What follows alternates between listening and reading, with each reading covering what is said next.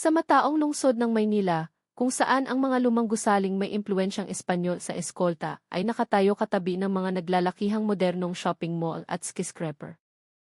Isang batang babaeng si Isabela Cortez, ang simbolo ng kapangyarihan at kayamanan, at isang intern na estudyante, si Elena Reyes. Sa kabila ng kanilang magkahiwalay na mundo at maningning na kinabukasan, ang tadhana ay nagbigkis sa kanila sa isang trahedyang puno ng obsesyon.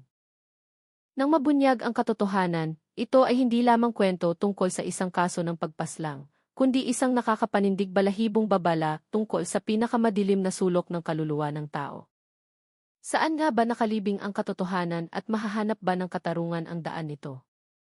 Sa bakuran ng isang marangyang mansyon sa liblib na bahagi ng Antipolo na malayo sa ingay at gulo ng Kalakhang, Maynila. Ang koi pond ng Sihi na si Isabela ay dating isang obra maestra ng kalikasan. Dito nagtitipon ang mga high-grade na isdang koi na nagkakahalaga ng milyon-milyong piso na sumasayaw ng may ganda sa tubig na kasing linaw ng kristal. Ang lawa na iyon ang kanyang dangal, simbolo ng kanyang kasaganaan at mataas na panlasa sa sining. Gayunpaman, ang kapayapaang iyon ay biglang nawasak. Nagsimula ang lahat ng ang mga isdang koi, na matagal nang itinuturing na kayamanan, ay biglang naging matamlay at mahina. Isa-isa silang tumigil sa pagkain at lumutang sa ibabaw ng tubig. Ang kanilang mga puting tiyan na namumuo ay lumikha ng isang nakagigimbal na kaibahan sa maringgal na pula at gintong kulay sa kanilang mga likod. Ang tubig na dati malinaw ay naging labo sa hindi maipaliwanag na paraan, naglalabas ng maliliit na bula at nagkakalat ng amoy lansa na nanunuot at hindi matagalan. Isang amoy na hindi katulad ng karaniwang putik o lumot. Ang mga hardinero at kasambahay sa mansyon ay nagsimulang magbulungan ng may takot na hindi maitago.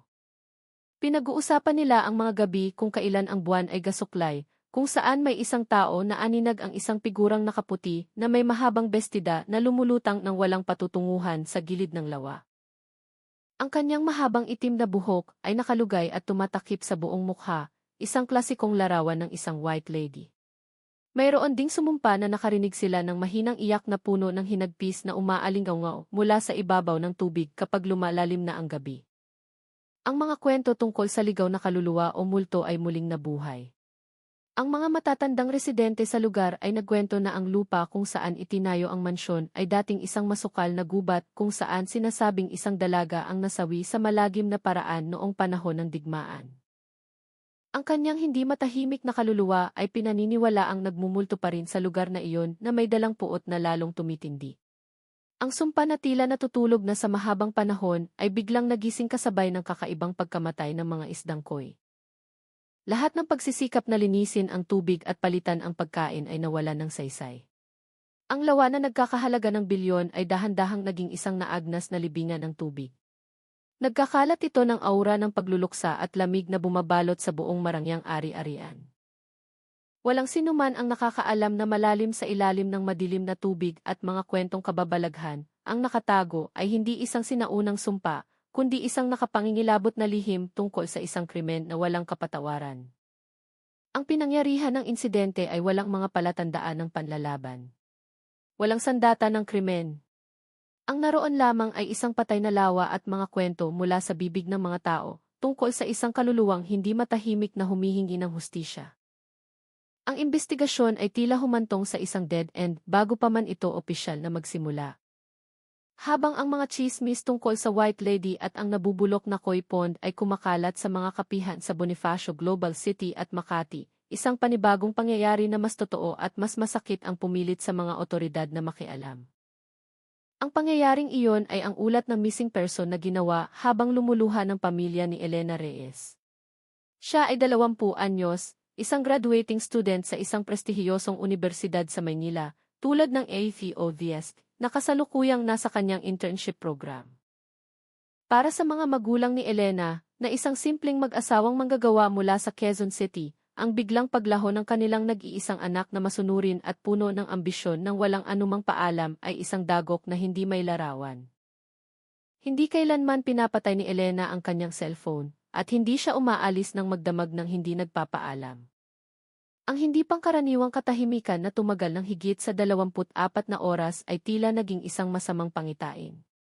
Ang National Bureau of Investigation, Delbie ay agad na kinuha ang kaso sa pagkilala sa bigat ng sitwasyon ng pagkawala ng isang estudyante ng walang bakas. Sa ilalim ng direktang utos ng mga veteranong opisyal, isang special task force ang binuo upang makipaghabulan sa oras. Ang pagkakakilanlan ng biktima ay dahan-dahang nabuo ng detalyado. Si Elena Reyes ay isang dalagang may mabuting kalooban, matalino sa akademya, may maayos na grupo ng mga kaibigan, at walang kagalit o kaalitan kahit kanino. Siya ay nag-i-intern sa Oceana Marine Exports Inc., isang kumpanya ng seafood export na mabilis na umaangat sa ilalim ng pamumuno ng batang CEO na si Isabela Cortez. Sa pagbaybay sa mga huling bakas ni Elena, hindi pinalampas ng mga investigador ang kahit isang detalye. Ang mga huling tawag, mensahe, at aktibidad sa social media tulad ng Instagram at Facebook ay sinuring mabuti. Ang lahat ay tila normal hanggang sa lumapit sila sa huling taong direktang nakaugnayan ni Elena bago nawala ang signal ng kanyang telepono. Nang imbitahan si Isabela Cortez sa punong tanggapan ng FB para sa pagtatanong, dumating si Isabela na maihitsurang napaka-propesyonal at elegante at nagpakita ng ugaling napaka-kooperatiba. Kinumpirma niya na si Elena ang pinakamahusay na intern sa kanilang batch at labis niyang gusto ang dalaga dahil sa talino at liksi nito. Sa kalmadong boses, nagbigay ng testimonya si Isabela sa araw na nawala si Elena. Totoo na may usapan kaming pumunta siya sa aking pribadong bahay sa Antipolo upang pag-usapan ang isang proyekto para sa pagpapalawak ng merkado. Gusto ko siyang i-absorb bilang regular na empleyado. Ngunit ilang sandali bago ang takdang oras. Nag-text si Elena upang kanselahin ang usapan dahil daw sa isang biglaang family emergency. Mula noon, hindi ko na rin siya makontak. Ang testimonya ni Isabela ay maayos, makatwiran at walang butas. Ipinakita pa niya ang kanyang cellphone na naglalaman ng mensahe ng pagkansela mula sa numero ni Elena. Ang lahat ng alibi ay tila na isaayos ng perpekto. Gayunpaman, ang mga veteranong ahente ng FBI ay nakaramdam pa rin ng kakaibang kutob. Ang titig ng mga mata ni Isabela ay masyadong matalas at ang kanyang katahimikan ay tila napakalamig. Wala siyang ipinakitang natural na pag-aalala ng isang boss sa pagkawala ng kanyang paboritong empleyado. Iyon ang intuisyon ng mga profesional tungkol sa pagkakaroon ng isang tabing na pelus na nagtatago ng madilim na katotohanan sa likod nito. Ang pagbabago sa takbo ng investigasyon ay nagmula sa isang hindi inaasahang mapagkukunan sa panahong ang task force ay halos mawalan na ng pag-asa sa harap ng maayos na testimonya ni Isabela. Habang inaayos muli ang mga personal na gamit ng kanilang anak sa silid-tulugan, ang mga magulang ni Elena, sa manipis na pag-asa na makahanap ng diary o memo, ay isinuko ang tablet ng kanilang anak sa mga otoridad. Ang tablet na ito ay dati nang nasuri ng pahapyaw, ngunit walang natagpo ang kakaiba. Subalit, sa pagkakataong ito, isang digital forensics expert mula sa NBI Cybercrime Division ang nagsagawa ng data recovery sa mga naburang files at nagsagawa ng cross-reference sa mga cloud applications na nakasync.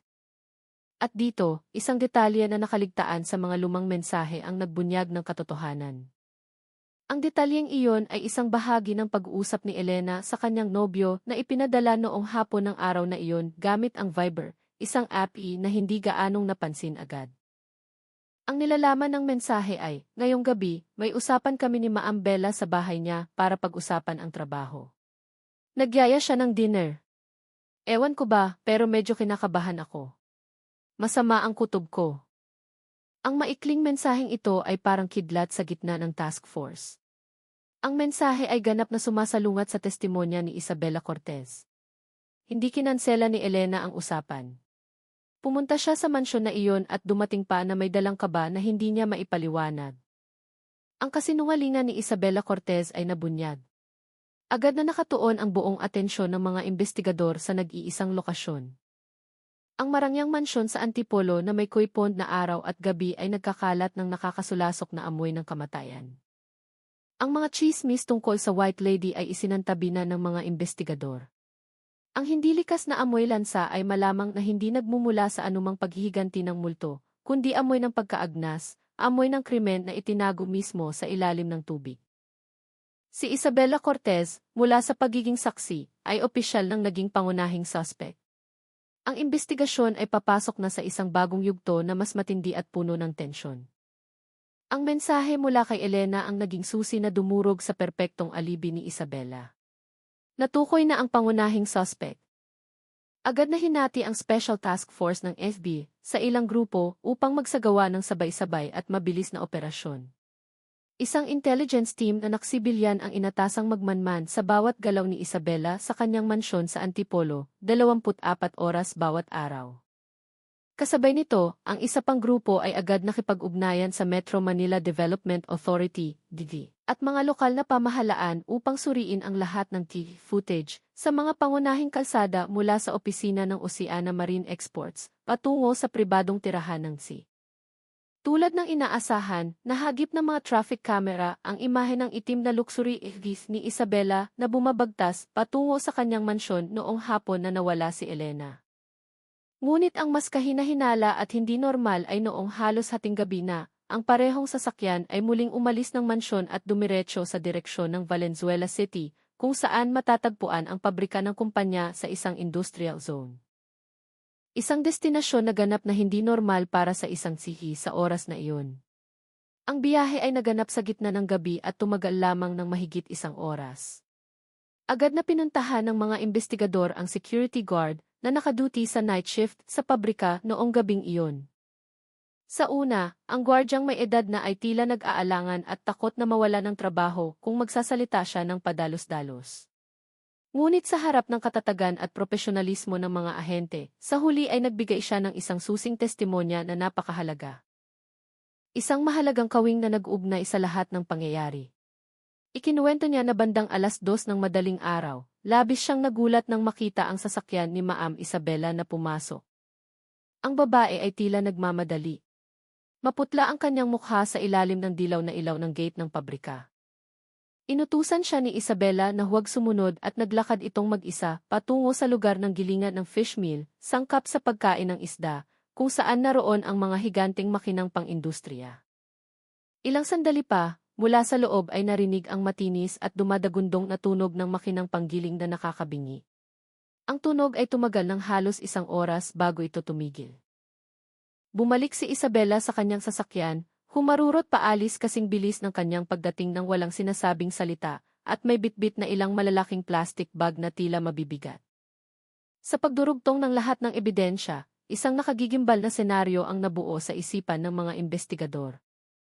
Pumunta si Elena sa bahay ni Isabela at may masamang nangyari. Ginamit ni Isabela ang kanyang sasakyan upang dalhin ang tea kung anuman sa pabrika sa gitna ng gabi. Ginamit niya ang industrial grinder, isang kagamitan na may kakayahang durugin ang anumang bagay. At ang huli, ang koi pond na namatay sa hindi natural na paraan at naglalabas ng masangsang na amoy sa kanyang mansyon. Ang lahat ng kawing na ito ay magkakaugnay na ngayon ng napaka-perpekto at nakapangingilabot. Nang walang sinasayang na sandali, nagpa siya ang pinuno ng task force na kumilos. Isang search warrant para sa tirahan at opisina ni Isabela Cortez ang agad na inaprubahan ng Regional Trial Court ng Maynila. Dumating na ang oras. Ang buong puwersa ay handa nang hawiin ang huling tabing ng misteryo. Kahit alam nila na ang kanilang kakaharapin ay maaaring mas nakakatakot pa kaysa sa kanilang imahinasyon. Nang sumapit ang gabi, ang katahimikan sa eksklusibong subdibisyon sa Antipolo ay binasag ng hanay ng mga sasakyan ng pulisya at ang asul at pulang ilaw ng mga sirena ay kumislap sa mga puting pader sa pagitan ng mga puno at tumama mismo sa mukha ni Isabela Cortez, nagulat at namumutla nang buksan niya ang pinto. Ang search warrant ay binasa sa isang boses na matatag at malakas. Bawat salita ay parang hampas ng maso na nagpagusyo sa huwad na katahimikan na pinaghirapang buuin ni Isabela. Habang ang isang grupo ng mga operatiba ay binabantayan si Isabela sa sala, ang iba pang grupo na binubuo ng mga eksperto sa forensics ay mabilis na kumalat sa buong mansyon. Bawat sulok, mula sa silid-tulugan, opisina, hanggang sa bodega ay hinalughog. Ngunit ang sentro ng operasyon, kung saan nakatuon ang lahat ng mata, ay ang koi pond sa hardin na nagkakalat ng masangsang na amoy ng kamatayan. Gamit ang mga submersible pump na may mataas na kapasidad, sinimula ng mga otoridad na alisin ang tubig sa lawa. Nang ang maitim at malansang tubig ay dahan-dahang humupa at inilantad ang makapal na itim na putik sa ilalim, isang tanawin na nakakasuka ang tumambad sa lahat ng naroon. Nakahalo sa putik, mga tinik ng isda, at patay na lumot ay ang maliliit na pira-pirasong buto ng tao. Ilang hibla ng mahabang itim na buhok ang nakadikit pa, at ang pinaka-nakapangingilabot sa lahat, isang peking kuko, fake nail, na may kulay na palipink. Isang detalyadong palatandaan na ikinuwento ng ina ni Elena habang humahagulgol noong inilalarawan ang hilig ng anak sa pag-aayos ng sarili. Ang katotohanan, bagaman inaasahan na, ay nagpanginig pa rin sa mga pinakamatatapang na pulis dahil sa antas ng kalupitan ng salarin.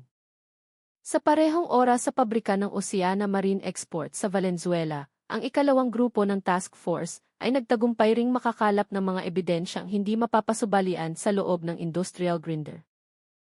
Kahit nagsikap si Isabela na linisin ito gamit ang matatapang na kemikal, natagpuan pa rin ng mga forensic experts ang mga bakas ng dugo at napakaliit na tissue samples na naiwan sa mga singit ng makina at matatalim na blade. Sa harap ng matibay na pisikal na ebidensya, ang mga pira-pirasong buto sa ilalim ng lawa at bakas ng dugo sa gilingan, si Isabela Cortez, ang matagumpay na at tinitingalang mukha ng komersyo, ay tuluyang bumigay. Ang kanyang malamig at propesyonal na ekspresyon ay naglaho at napalitan ng takot, panginginig ng katawan, at mga luha ng pagsisisi na huli na. Napaluhod siya sa sahig na marmol, yumuko, at inamin ang buong karumaldumal na krimen. Ang warrant of arrest laban kay Isabela Cortez para sa kasong murder ay agad na isinilbi. Ang malamig na tunog ng posas na nag-lock ay umalinggaw sa gitna ng gabi, nagwawakas sa kalayaan ng salarin at nagsasara sa masakit na paghahanap ng pamilya ni Elena Reyes. Sa loob ng malamig na interrogation room sa NBA headquarters, sa ilalim ng liwanag ng puting ilaw, wala na ang imahe ng isang makapangyarihang Ang natitira na lamang ay si Isabela Cortez na may tulalang mukha at walang laman na tingin. Sa harap ng mga hindi matututulang ebidensya, sinimula ni Isabela ang kanyang detalyadong pag-amin, nire-reconstruct ang malagim na gabi na siya mismo ang nagdirect. Mahal ko talaga si Elena, panimula ni Isabela sa boses na walang emosyon. Ibinigay ko sa kanya ang lahat, karera na bukas, mamahaling regalo, pero hindi niya naintindihan. Nang ipakilala niya ng hayagan ang kanyang nobyo, alam kong natalo na ako, pero hindi ko matanggap. Inamin ni Isabela na noong gabing iyon, inimbitahan niya si Elena sa kanyang bahay sa dahilang mag-uusap tungkol sa trabaho at maghahapunan. Maingat niyang hinaluan ng mataas na dosis ng pampatulog ang baso ng alak na inialok niya kay Elena, na may planong kumuha ng mga maselang larawan kapag nawalan ng malay ang dalaga. Inisip ko lang na kapag nasa akin ang mga litratong iyon, hindi ako kayang iwan ni Elena. Matatakot siya. Aasa siya sa akin. Ngunit nasira ang plano. Ang epekto ng gamot ay mas mabilis na wala kaysa sa inaasahan ni Isabela. Habang inihahanda niya ang kamera, biglang nagising si Elena at sumuray-suray. Ang pagkalito sa mukha ni Elena ay mabilis na napalitan ng matinding takot nang mapagtanto niya ang kanyang kalagayan, kalahating tulog at medyo magulo ang damit. Ano? Anong ginagawa niyo sa akin? Nautal na tanong ni Elena, bago siya sumigaw na puno ng galit at paglaban. May sakit ka. Isusumbong kita. Ipapaalam ko sa buong mundo ang tunay mong ugali. Mawawala sa iyo ang lahat. Ayon sa pag-amin ni Isabela, ang mga salitang iyon ay parang hatol ng kamatayan. Tumama ito sa pinakamalaki niyang takot, ang pagkasira ng kanyang reputasyon at imahe. Sumabog ang takot at galit. Nagkaroon ng matinding agawan sa tuktok ng marangyang hagdanang gawa sa Nara. Sinubukan ni Elena na tumakas, habang si Isabela ay nagwawalang bahala na pinigilan siya. Sa gitna ng kaguluhan, ani Isabela, ginamit ko ang buong lakas ko at itinulak si Elena ng malakas mula sa likod. Narinig ang tuyong lagutok na sinundan ng malakas na kalabog. Pagkatapos noon ay tumahimik ang lahat. Si Elena ay nakahandusay at hindi gumagalaw sa paanan ng hagdan. Nagsimulang umagos ang dugo mula sa likod ng kanyang ulo sa malamig na sahig. Wala na ang buhay ng dalaga. Nang humupa ang kabaliwan, ang natira ay matinding takot. Alam ni Isabela na nakagawa siya ng krimeng walang kapatawaran. Agad na nabuo sa kanyang isipan ang isang malagim na plano upang burahin ang ebidensya. Hinila niya ang bangkay sa banyo, isinilid sa isang malaking maleta, at nilinis ang pinangyarihan ng krimen hanggang sa kuminaw. Naghintay hanggang hating gabi, minaneho niya ang kanyang sasakyan dala ang maleta, patungo sa pabrika sa Valenzuela, kung saan naroon ang industrial grinder.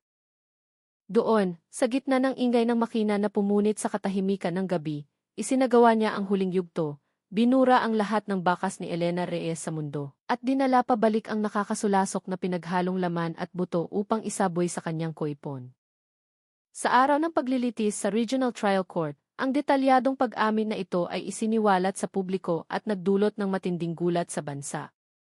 Ang histerikal na iyak ng mga magulang ni Elena ay umalinggaw sa korte. Dahil sa krimen na murder sa ilalim ng Revised Penal Code ng Pilipinas, at dinagdagan pa ng kalupitan at kawalan ng pagkatao sa pagtatago ng bangkay, ipinataw ng hukom ang pinakamataas na parusa kay Isabela Cortez. Reclusion perpetua o habambuhay na pagkabilanggo ng walang posibilidad ng parol. Ang hatol na ito kay Isabela Cortez ay ang tuldok sa buhay ng isang malupit na kriminal at parusang nararapat sa kanyang ginawa. Ito ay nagsilbing babala na walang karangyaan, kayamanan, o maskara ng talino ang makakapagtago ng kasamaan, at sa likod ng anumang kariktan ay maaaring nakatago ang pinakamadilim na sulok ng kaluluwa ng tao. Ang katarungan, bagaman tila pansamantalang naligaw dahil sa mga kwentong kababalaghan at perpektong alibi, ay sa huli na naig upang ibalik ang kapayapaan, kahit huli na, para sa yumaong si Elena at sa kanyang pamilya. Ang bawat kasong nalulutas ay hindi lamang tagumpay para sa hustisya, kundi isang mahalagang aral tungkol sa buhay. Pahalagahan natin ang ugnayan sa mga tao sa ating paligid ng may katapatan at respeto. Huwag hayaang ang pagiging makasarili, selos, o obsesyon na magmay-ari ay magtulak sa atin sa kasamaan. Dahil ang katotohanan ay laging mabubunyag, gaano man ito kaayos na itinago sa ilalim ng malalim